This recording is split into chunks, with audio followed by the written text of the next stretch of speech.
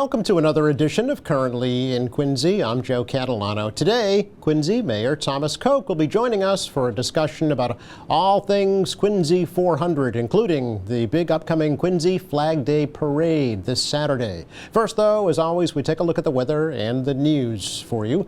Currently in Quincy, it's overcast, 60 degrees right now. Today is a mostly cloudy, cool day. Maybe a chance of a shower this afternoon. Temperatures only in the mid-60s. Better chance for showers later this evening as temperatures drop to the upper 50s. Tomorrow looks wet. Some showers in the morning, developing into a steadier rain later in the day. A little milder tomorrow with a high around 70 degrees. And then very nice on Wednesday. Lots of sunshine. Temperatures in the low 80s. A pleasant day here on Thursday with a mix of sun and clouds. And highs Thursday in the mid-80s. Again, cloudy and 60 in Quincy right now. Checking out the news for you today, the city of Quincy is facing a lawsuit from the former owners of the property at 1620 Hancock Street in Quincy Center, claiming the city didn't pay them fair market value when it took that property by eminent domain in 2022. The burned out building had sat vacant since a fire in 1993 before the city tore it down.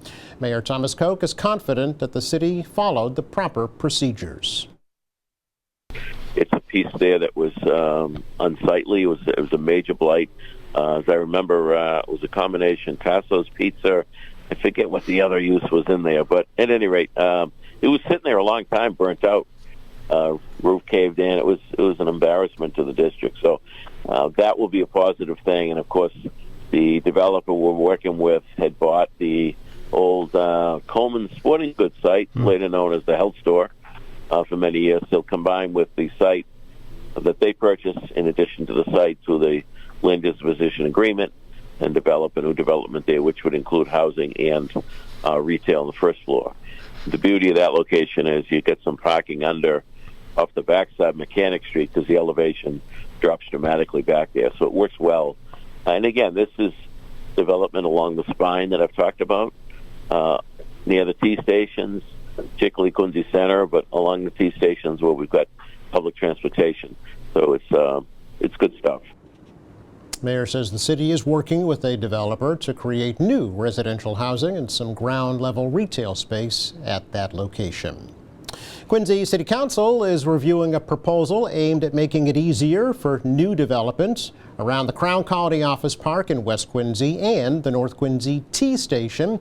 The areas would be designated as transit-oriented development zones, which Quincy City Council President Ian Kane says would streamline the development approval process. The concept of transit-oriented districts, I think, first came up in 16 or 17. Back when I first came in the council. So the idea was that you wanted to provide zoning relief and a quicker path to development on certain parcels of land in and around public transit areas, right? So we had started by looking at North Quincy T Station, Wollaston T Station. Of course, the Quincy Center T Station is governed by the Urban Renewal District in the downtown area in Quincy Adams. So we had first looked at the three. We split those out instead of looking at them as the same kind of area. They're very different.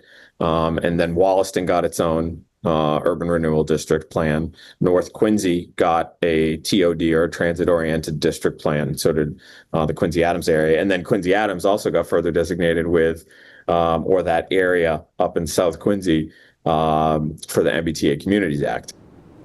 The ward councilors that represent those two districts both support the zoning change, saying that it would encourage new commercial development that would add to the city's tax base. A public hearing about the proposal will be held on June 16th at City Hall. Now, Quincy Girl Scouts were recently honored by the Quincy City Council. At-large Councilor Noel DeBona led the congratulations to the Scouts for their recent projects that focused on community engagements and sun safety. There's a couple different awards here, silver award recipients as well as the gold award recipients. It's a period positive project that they did, and their goal is to raise awareness and promote period positively in their community, which they obviously do daily on a daily basis. So in recognition of receiving the Girl Scout Gold Award through the project You Can Be UV Safe, you're educated in community on dangers of skin cancer and the importance of sun protection. Your sun safety pamphlets and UV-sensitive bracelets encourage regular sunscreen use, and the impact of them will continue through your high school's health program. Your dedication to the public health and community education exemplifies the spirit of the Gold Award. Congratulations on a job well done. Each Scout received a special, personalized City Council commendation praising them for their service to the community and to the mission of Scouting. Well, the all-girls Catholic school, Fontbonne Academy in Milton, recently held its 68th commencement ceremony, right in the middle of that May nor'easter. Now, this year's class includes 3 National Merit Scholars, including Susan Leukta from Quincy, president of Fontbonne's Drama Club. The keynote speaker this year was attorney Lisa Hewitt-Dick from Cohasset, a Fontbonne alum from the class of 75, who serves as general counsel for Public Counsel Services in Boston. That's a state agency that provides legal representation to indigent citizens. Nearly 100% of this year's class will be entering college this fall, including at Harvard University, Brown University, and the College of the Holy Cross. It's our check of news for you today. Coming up, City of Quincy in the middle of its Quincy 400 celebration this year. The main event, the Flag Day Parade's coming up this Saturday. Mayor Thomas Koch will be joining us next with an update.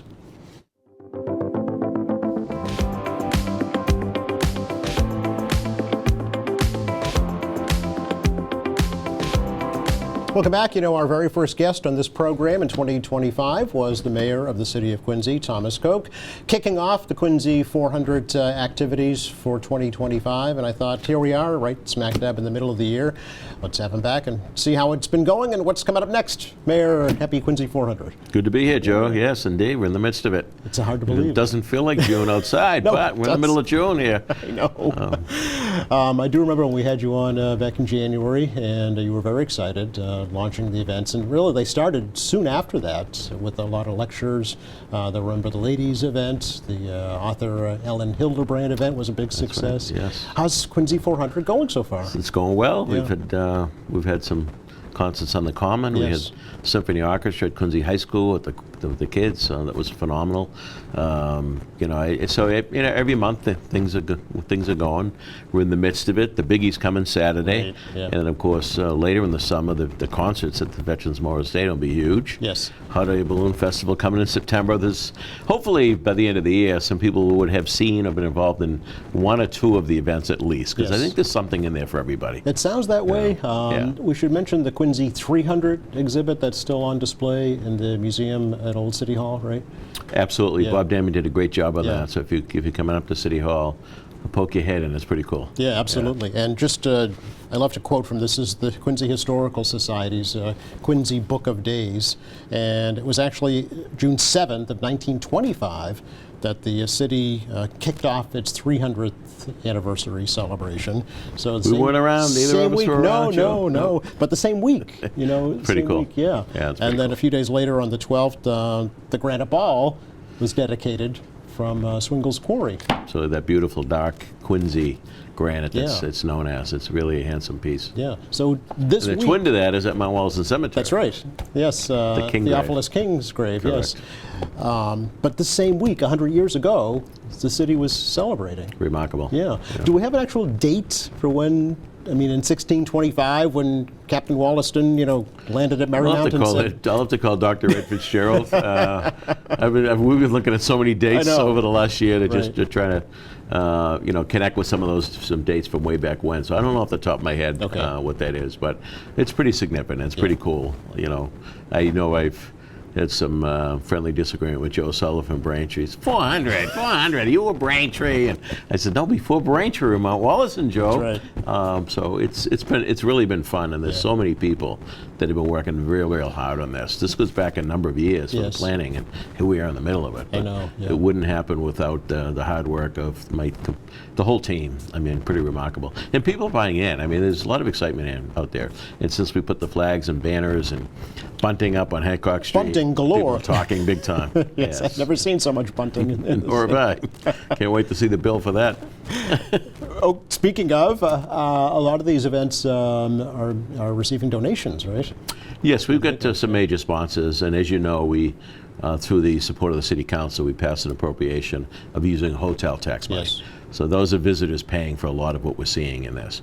But Dan Quirk, for example, he's doing the fireworks as he does every year, but he's also sponsoring the concerts. It's a $300,000 donation. It's amazing. That was to offset the ticket prices. Normally those ticket prices would be $150, $200 Sure. for someone like Darius Rucker, but they're affordable because of the contribution that he made to the event. So we're grateful to Dan Quirk for sure. Certainly, yeah. And there's been others. There's Santander Bank. Yep. There's a number of that have donated, and some are connected with some of the events as a major sponsor to that event or two. So again, the community coming together to make it happen. Yeah, absolutely. And I know there are other organizations that are kind of doing their own Quincy 400 things. That's the library correct. here is extremely active. They've That's got exactly many right. different programs. Some of the going on. departments are doing their own thing. I know police and fire will be Yes. doing some public safety things related. Schools, the drama club, they did a special That's right. show. So Yes. yeah, it's been across the board, which is great. Yep, there have been some, at least 2 new musical pieces commissioned just for Quincy 400 that I'm aware of anyway. Indeed, Yeah. yes. The composer, the name just escaped me. Me too, but yeah. Composer at the Quincy High concert with Quincy Symphony Yep. presented me with the original score, and he signed it, so that'll go in the archives. Yes. Pretty cool. Yeah, and Quincy Choral Society also, not too long ago, performed an original piece as well, connected to the celebration. How fortunate we are to have them. Incredible, Yeah. yeah. Real Folks good forget talent. about them sometimes. Speaking of archiving and documentation, at the Quincy 300 exhibit, there are photographs galore and probably more that haven't been presented. Is Quincy 400 being documented in the same way?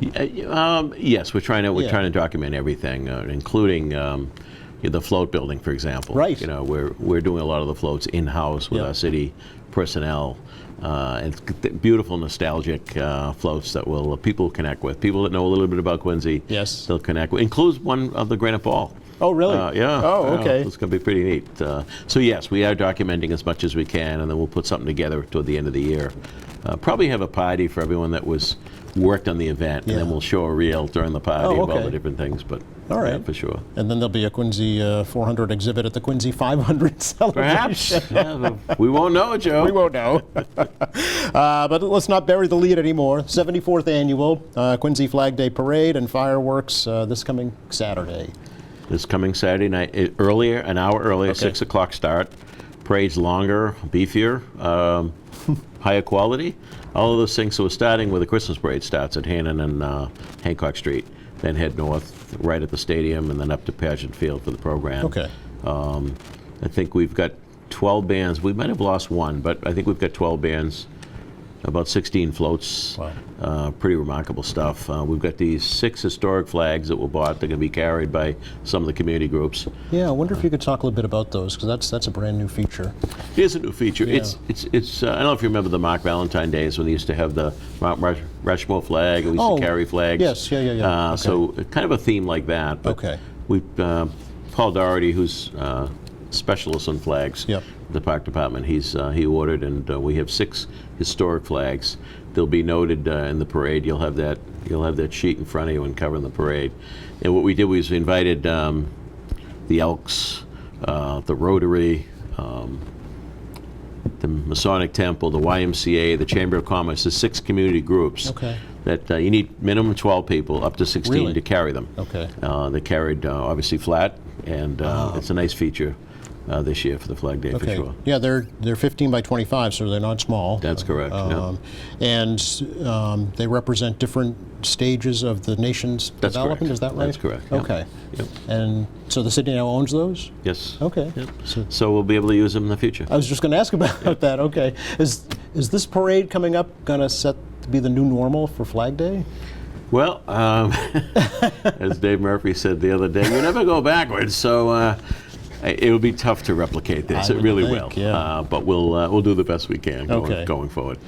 Just to rattle off a few of the bands, because I think it's worth mentioning, is the Boston Crusaders Drum Corps. That's They're phenomenal. fantastic. Yeah. The 7th Regiment Drum Corps from New Hampshire, Connecticut Hurricanes Drum Corps, never saw them before. The Long Island Sunrisers, the Quantico Marine Band Yes. is coming from Virginia? From Virginia. Really? Coming up with the parade, absolutely. Yeah. all right. I think having Joe Dunford in the parade probably helped them to get here. Okay. The Navy Band Northeast, they're fantastic. They're excellent. From Rhode Island. And of course, Our own. Can't Quincy forget North. them. Yeah. They're phenomenal. They really are. They've won awards all across the state and the region. Matt Kevin on the crew, they're doing great work. They keep growing, which is awesome. It's an amazing transformation to watch. Big time. It started with the new uniforms, I think, and it just cascaded from there. So it's great to see. What would your dad say, Mayor, at this Probably particular wow. time? Yeah, it was far more simpler when he started. Yeah. Back at Kavanaugh Stadium. Group of kids playing baseball, marching around Kavanaugh Field. Yep. Then it went up to the Downs the following year, Norfolk Downs Business District. And then, I think it was 1960, they started doing it citywide, and it would end at the stadium at that time. Okay. And all the youth groups were invited. And I think Endicott Peabody, Chubb Peabody, was one of the early Grand Marshals in the 60s. Governor. Back then, governor Yeah. of Massachusetts, yeah. Interesting. Speaking of Grand Marshals, we've got more than one this year. Yeah, we've invited all the past Grand Marshals that obviously are living. Yes. And we've got 4 of the generals coming back: General Dunford, General McConville, General McGinn, General Rand. We've got Dr. Cuban. We've got Rich Kennedy, who's president of the Angel Fund. Yes. Joe Shea, he was a past. Paul Keenan, chief of police, past Grand Marshal. So there's a lot of excitement, and we're going to have a float for the Grand Marshals. Oh, you do? And Okay. Some of them can't walk that route. Sure. So those that can will, and those that can't will be on the float. It'll work out well. Okay. We also have the governor's going to be joining us. Oh, she will? The congressman will be with us. A number of state, local, and county officials will be with us. Sure. I think people know it's a special year, and they want to participate. Absolutely. The floats you mentioned, some of them are being commercially built. I didn't even know that was possible. How does that work? Yeah, so we have a number of trailers that Yeah. the city has purchased over the years. So again, Dan Quirk made a dealership available to us that he had nothing in on McGrath Highway. So a number of them being built there, some of them being built in the garage behind Public Works Department. But our own carpenters and painters and folks are actually building I them. see. Okay. And so the work orders will back up a little bit in some of our buildings, but this is worth it. And they're all excited to be part of it. Right. This is a once-in-a-lifetime thing. Absolutely. And Yeah. they're all very excited about it. So there'll be a float with Howard Johnson's. There'll be a float, I mentioned the ball, the Yep. birthplaces, the shipyard, the quarries, the granite rail car, the original Grossman's wagon will be in the parade. Really? I mean, it's some really cool, nostalgic stuff. I saw the Bargain Center is going to be represented. Absolutely, in Child World, Child and the World. skyline of Quincy Center. Yeah. So pretty cool. A lot of nostalgia for all Big the time, folks. Yeah, big time. to remember. Remix, all of them. Oh, really? Then- Okay. Yeah. So is this why we need an extra hour? Is that why it's? Yeah, for sure. Yeah. We got more bands, we got more floats. Yeah.